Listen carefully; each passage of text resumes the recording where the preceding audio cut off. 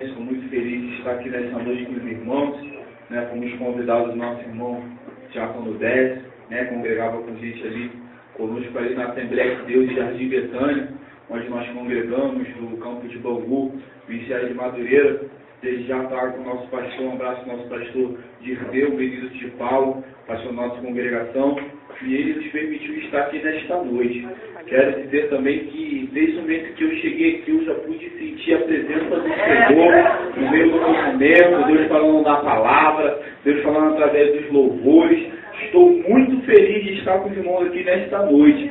Eu estive aqui no domingo passado, na casa do irmão Décio, ele irmão, vem para a vigília aqui sábado que vem, irmão. Vem para a vigília sexta-feira que vem. Eu falei, vou vir, vou fazer uma promessa, vou vir, vou ver se eu trago uma caravana. E viemos uma caravana de 2. Porque o restante da caravana eu não quis vir, mas nós viemos. Falando em glória no nome do Senhor. Gostaria de deixar para a meditação da igreja, no livro de Joel. Gostaria que a igreja acompanhasse comigo. Serei bem breve. Livro de Joel, capítulo 1. Livro do profeta Joel, capítulo 1, versículo 10. Aleluia. Livro do profeta Joel, logo depois do profeta Oséias, capítulo 1, versículo de número 10. Diz assim a palavra do Senhor: o campo está assolado e a terra triste, porque o trigo está destruído, o mosto se secou e o óleo falta. Os irmãos que encontraram, eu gostaria que os irmãos repetissem comigo esse versículo. Vamos repetir em alto e bom som. Diz assim a palavra do Senhor: o campo está assolado e a terra triste, porque o trigo está destruído, o mosto se secou e o óleo falta. Aleluia, louvado seja o nome do Senhor. Meditava em casa nessa palavra, certa feita, em outro local, o Senhor me deu essa palavra, eu também fiz um certo comentário.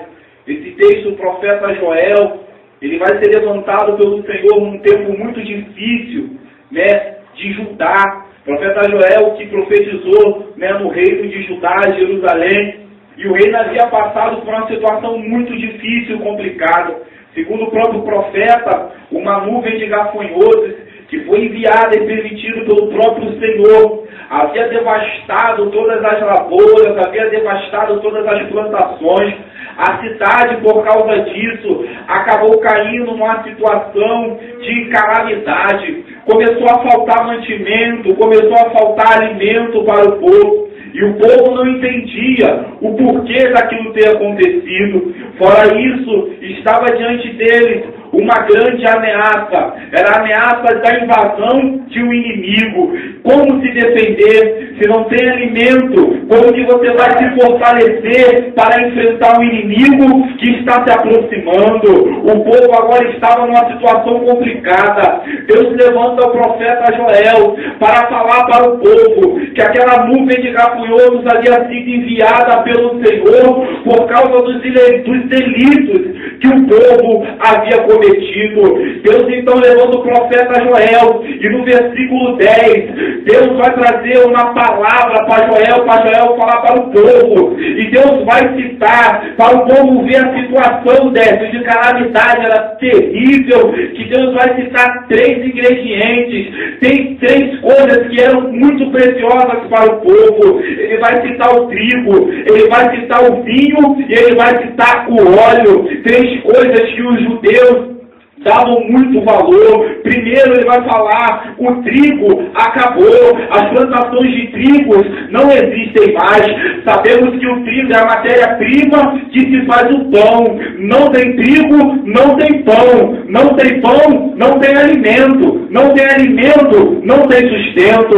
A nuvem de gafanhotos havia passado, e a matéria-prima principal, os gafanhotos haviam levado, que era a matéria que fazia o pão. coração é o trigo. Nos nossos dias, pastor, não está muito diferente. Crentes têm vivido uma vida dissoluta. Deus permite que uma nuvem de gafanhotos passe pela vida dele. Resultado, não tem estrutura, perde a palavra. O trigo da vida dele acaba secando. O trigo da vida dele não produz mais.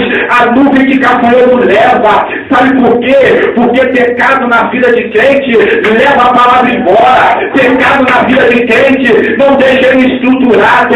Resultado, não tem alimento. O inimigo se aproxima e agora o que fazer? Deus precisa levantar o profeta para falar: o trigo da tua vida foi levado embora. Sabe por quê? Porque o tempo que você devia servir ao Senhor em sinceridade de coração, você não serviu, levou na brincadeira. Quando a nuvem passou, levou o seu trigo, levou a sua palavra. Você agora está sem estrutura. Ele vai dizer agora, a segunda parte: o mosto se secou. Em algumas traduções, ele vai dizer vinho. Mosto significa, na palavra de Deus, alegria. Quando os crentes não conseguem mais sentir a alegria do Espírito Santo de Deus na sua vida, sabe por quê? A convivência com o pecado, com a vida dissoluta, não permite que ele venha à casa do Senhor e consiga sentir a presença de Deus. A palavra do Senhor diz que o reino de Deus não é comida e nem bebida, mas é gozo, paz e alegria. O Espírito Santo de Deus não deixe que as nuvens de gafanhoto arranque a alegria, que o Espírito Santo de Deus da sua vida. E ele vai continuar dizendo: o óleo se secou, o óleo falta. Sabemos que o óleo na Bíblia representa unção. No Antigo Testamento, só 3 pessoas, só 3 classes de pessoas eram ungidas com óleos: reis, sacerdotes e profetas. Não havia óleo mais para ungir o povo. A unção havia acabado. E o óleo, uma outra função, sabe qual era? Manter a luminária da casa de Deus acesa. É quando a Bíblia diz: coloca o óleo e o fogo arderá continuamente no altar. Se não tem óleo, não tem fogo. Se não tem fogo, não tem unção. Se não tem unção, o tudo é frio. Se o tudo é frio, não vai estar presente. As nuvens de gafanhoto havia levado as 3 coisas principais que o povo de Deus mais davam valor. Eu dou a palavra de Deus para o seu coração nesta noite. Eu não sei como você tem vivido a sua vida na presença de Deus, mas tem 3 coisas que você não pode deixar a nuvem de gafanhotos levar da sua vida: o amor pela palavra, a alegria do Espírito Santo de Deus e a unção que está sobre a sua vida. Não deixe que a nuvem de gafanhoto arranque o melhor que Deus tem para a sua vida. Se levanta, se coloca na posição que Deus vai voltar a te encher e encher os senhores da sua vida.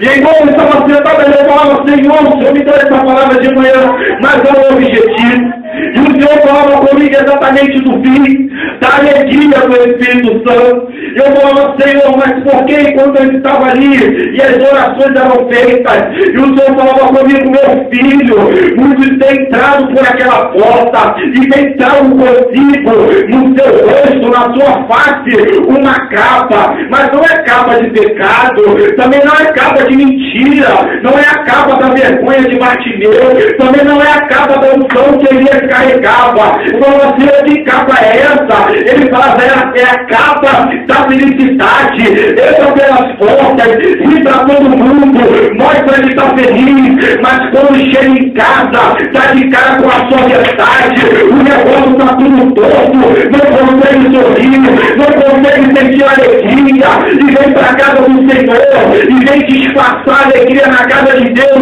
cantando, saltando, sapateando, falando mistério, para esconder a angústia que está sentindo, para tentar amenizar a dor que está dentro do seu coração, e anda pelas portas do Senhor com a capa chamada alegria. Só que o meu Deus não é Deus de alegria passageira,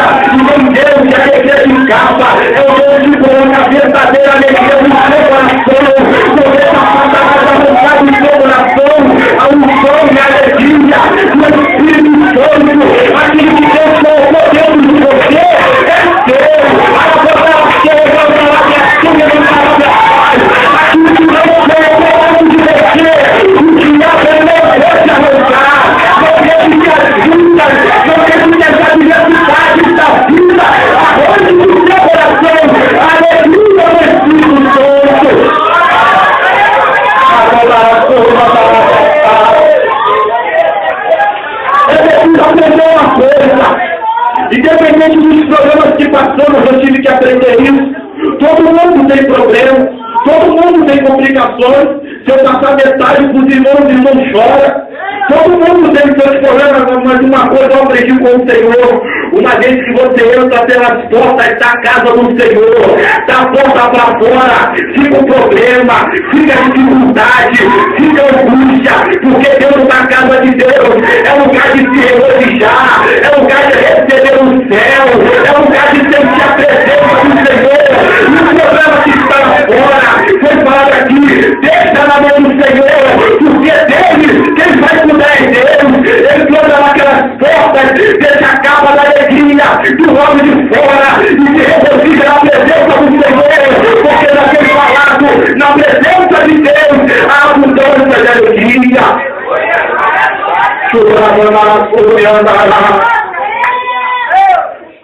Só Deus sabe os problemas que muitos têm passado aqui e dentro. E eu vou falar porque era coisa para falar no microfone, eu vou falar para a igreja que eu sou profeta de Deus, não preciso esconder nada para ninguém.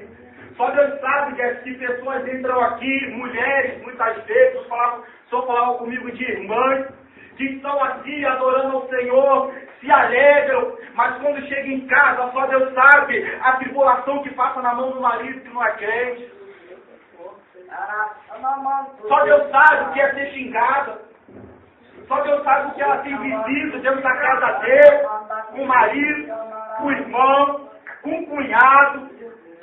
E vem para a igreja, tenta disfarçar alegria, não consegue sentir a presença de Deus, porque vem trazendo angústia no coração, vem trazendo os problemas e esquece que o nosso Deus é o Deus Todo-Poderoso e não há problema que Ele não possa resolver. Entrega nas mãos do Senhor, porque quem toma conta da sua vida é Deus, quem vai ver os seus passos fora daqui é Deus, e quem vai dar vitória na sua vida é Deus. Se você quer a glória do Senhor, larga essa capa da felicidade e se alegra de verdade na presença do Todo-Poderoso, porque Ele está aqui nesta noite. Nada dura para sempre. Precisamos aprender que nada dura para sempre. E até as angústias também não duram para sempre. Depois que o profeta Joel vai dizer, vai falar da calamidade, o Senhor vai dizer para Joel: olha meu filho, não é bem assim. O negócio está desse jeito, só que eu sou Deus. E a minha misericórdia está acima de todas as coisas. Ele vai chamar agora os sacerdotes, ou aqueles que são encarregados do templo do Senhor, a orar, a se colocar na posição para interceder pelo povo. E eu aprendi isso com o meu pastor. Se você tem um ministério frio, você tem um fogo frio. Se você tem um ministério que não intercede, você não consegue ter uma igreja que seja também intercessora. Se você tem um ministério que não se levanta, não se coloca na posição da igreja, nunca vai ter e nunca vai haver uma igreja na posição. Deus se levanta agora, o profeta agora e fala: convida os sacerdotes a orar, convida os sacerdotes a jejuar, convida os sacerdotes a se colocar na brecha, na minha presença, para orar, para clamar o meu povo. E lá na frente ele vai dizer: olha só o que eu vou fazer. Então o Senhor será Deus da sua terra e se compadecerá do seu povo. E o Senhor responderá e dirá ao seu povo: eis que vos envio o trigo e o mosto e o óleo, e deles sereis fartos, e vos não entregarei mais ao orgulho entre as nações. Lá na frente Deus diz: está faltando, não tem vinho, não tem pão, aleluia, e também não tem trigo, não tem mosto, não tem nada. Mas lá na frente ele diz: uma vez que se coloca na presença, eu trago tudo de volta. Você vai se fartar, vai aos pés do Senhor, entrega na mão dele, que aquilo que você está vivendo hoje só de fachada vai passar a ser real na sua vida, não vai ser mais fachada.